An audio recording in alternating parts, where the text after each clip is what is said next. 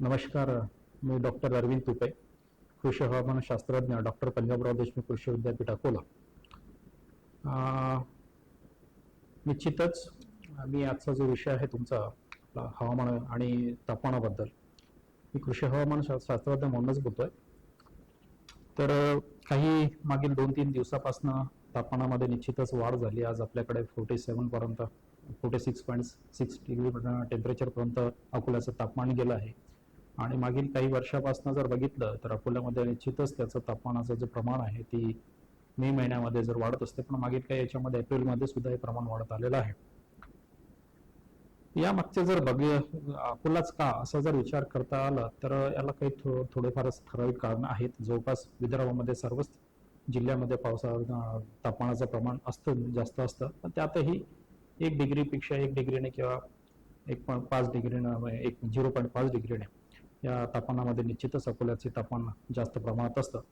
मुख्यत्वे जर याचा विचार केला तर शक्यतोवर सायंटिफिकरित्या किंवा शास्त्रीय दृष्टी बघितला तर हा शक्यतोवर सायक्लोनिक सर्क्युलेशन्समुळे यामध्ये टेम्परेचर वाढत असतं आणि त्याला काही भौगोलिक कारणे सुद्धा असतात.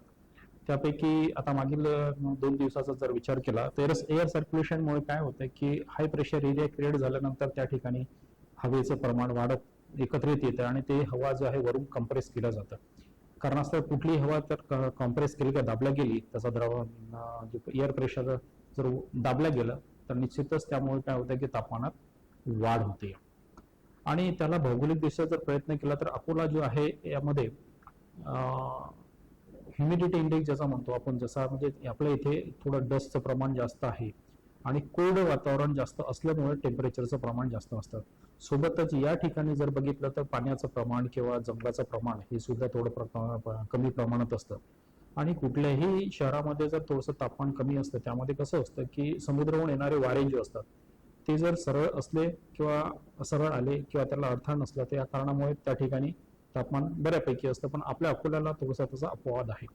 यामुळे कसं होतं की थोडंसं आपण समुद्र सपाटीपासून सुद्धा दूर असताना आपल्या इथलं जे तापमान आहे वातावरण ते थोडंसं ड्राय असल्या कारणामुळे थोडंसं तापमानात फरक निश्चितच पडतोय. दुसरी गोष्ट अशी आहे की भौगोलिक दृष्ट्या इथे बेसाल्ट आपला जो एरिया आहे हा जो आहे तो बेसाल्टचा आहे, बेसाल्ट खडकाचा. सोबतच आपण आपला एरिया जो आहे तो ब्लॅक कॉटन साईड, तर जास्तीत जास्त प्रमाणामध्ये इथे जो हीट आहे ती ट्रॅप केली होती.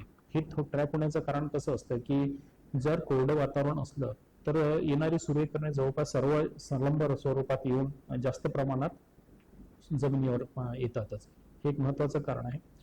दुसरं कारण कसं आहे की समजा जर ते आलेलं तापमानाचं प्रमाण जर वातावरणात जर जास्त नाही गेलं तर मग हीटचं प्रमाण वाढतं. या कारणामुळे आपल्या इथे हे प्रमाण शक्यतोवर, आणि जर कोरडं वातावरण असलं आणि डस असली तर जास्तीत जास्त उष्णता ती ऍब्सॉर्ब करून घेण्याची क्षमता असते. त्या कारणाने त्या पर्टिक्युलर क्षेत्रात किंवा याच्यामध्ये तापमान वाढत असतं. आता उष्णता टिकून ठेवण्यासाठी काय असते की शक्यतोवर रात्रीच्या वेळेस काय होतं बेसाल्टमुळे की येणारी हीट जी आहे ती जास्त ट्रॅप होते आणि रात्रीला वेळ जायला पाहिजे जेवढी हीट ती जात नाही. या कारणामुळे सुद्धा तापमानात थोडंसं आपल्या इथं प्रमाण जास्त प्रमाणात असतंय. कोरडे, आता सगळ्यात महत्वाचं जे कारण असते ते दुसरं असतं कोरडे वारे. जसं मी तुम्हाला म्हणालो की शेतकरी म्हणजे जर समुद्र सपाटीकडून जर थोडेसे आर्द्र वारे आलेत ना, ते जर आपल्यापर्यंत पोहोचलेत तर आणि आजूबाजूचा भौगोलिक जर असले आपल्याकडे पाण्याचे स्रोत असते, जंगल असते, तर त्या प्रमाणामध्ये ते ऍब्सॉर्ब करून घेतात आणि थोडंफार त्याला समतोल राखण्याचा प्रयत्न करतात. पण ही थोडंसं अभाव आहे आपल्या इकडे. काही जंगलाचं प्रमाण कमी आहे आणि आपल्या तसं कोरडं वातावरण या कारणामुळे तापमान निश्चितच जास्त प्रमाणात असतं. आणि याला मुख्य कारण तुम्हाला जसं मी सांगितलं की वने शेती, आपल्या इथं जंगलाचं प्रमाण कमी आहे आणि कोरडं प्रमाण असल्या या भागामध्ये हवेचं आर्द्रता कमी असल्या कारणामुळे शक्यतोवर हा प्रमाण आपल्याला दिसून पडतोय. आणि आता थोडासा विचार केला की आपण यासाठी काहीतरी करावं, काय करायला पाहिजे. आपण निश्चितच आपल्याकडे नैसर्गिक दृष्ट्या आपण याकडे विचार केला पाहिजे. आपल्या इथलं तापमानाचं प्रमाण कमी होण्यासाठी, इथलं असो किंवा दुसरं असो, नैसर्गिकरित्या आपली एक जबाबदारी आहे की आपण इथे जास्तीत जास्त झाडं लावणे हे एक महत्वाचं आहे. झाडं लावल्यामुळे आर्द्रतेचं प्रमाण थोडंसं का होईना वाढेल. त्यामुळे आज समजा जर मोठे मोठे पाण्याचे स्रोत असले तर त्यामुळे सुद्धा आपल्या इथलं तापमानाचे रेग्युलेट होणे कमी होण्याचं प्रमाण वाढेल. या काही गोष्टी करणं आहे. सोबतच आपल्याला एक जबाबदारी अशी घ्यावी लागेल की आपल्याकडे दिवसेंदिवस शहरीकरणाचं प्रमाण सुद्धा वाढत आहे.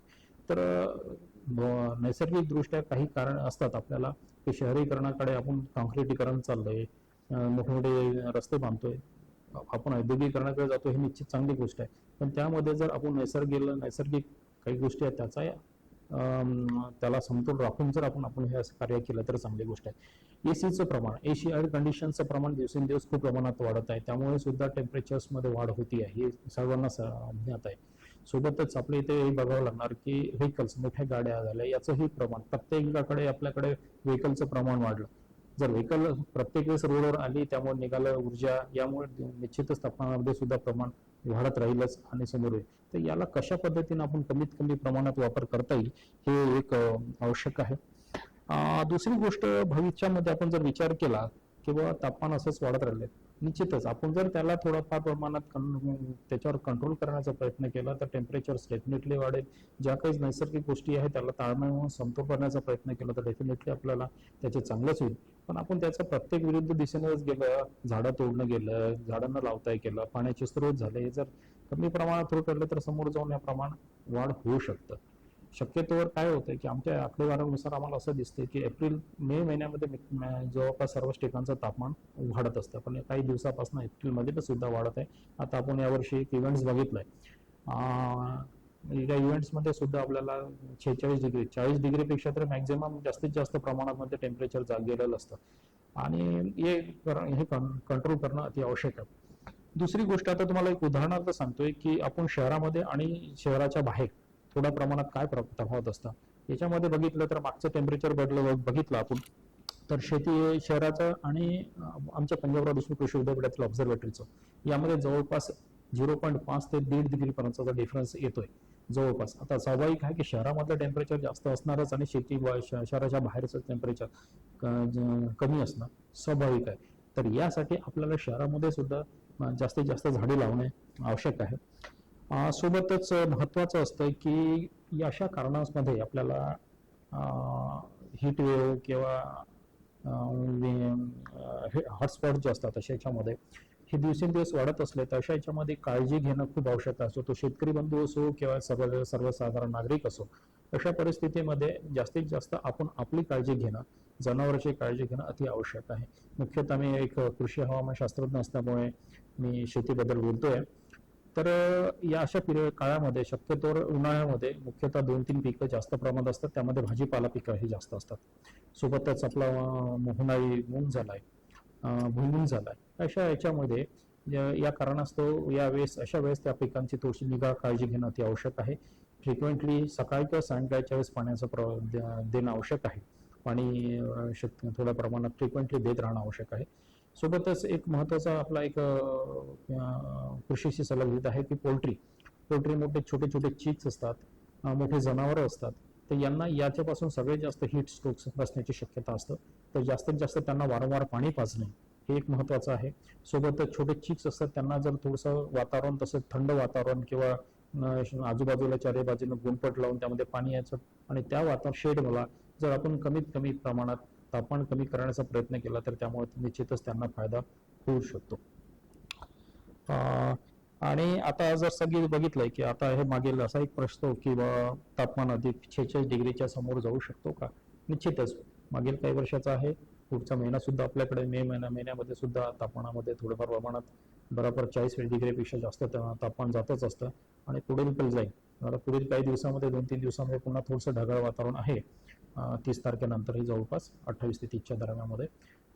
तर समोरही अशी मे महिन्यामध्ये सुद्धा अशी कंडिशन येऊ शकते. तर मी जे तुम्हाला आता सांगितलेलं काही कारण आहे, निश्चितच लॉंग टर्म असो किंवा शॉर्टमध्ये आपण जर विचार केला तर पाणी आणि स्वतःची काळजी ते आवश्यक आहे. पण याच्यामध्ये याला नैसर्गिक समतोल राखण्यासाठी सुद्धा आपली जबाबदारी आहे आणि त्यानुसार जर जास्तीत जास्त आपण झाडं लावणे किंवा एसी किंवा ह्या काही गोष्टी आहेत, पाण्याचे स्रोत वाढवणे, ह्या गोष्टी करणं अति आवश्यक आहे.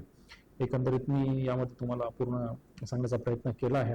निश्चितच याचा फायदा होईल अशी आशा वाटतो. नमस्कार.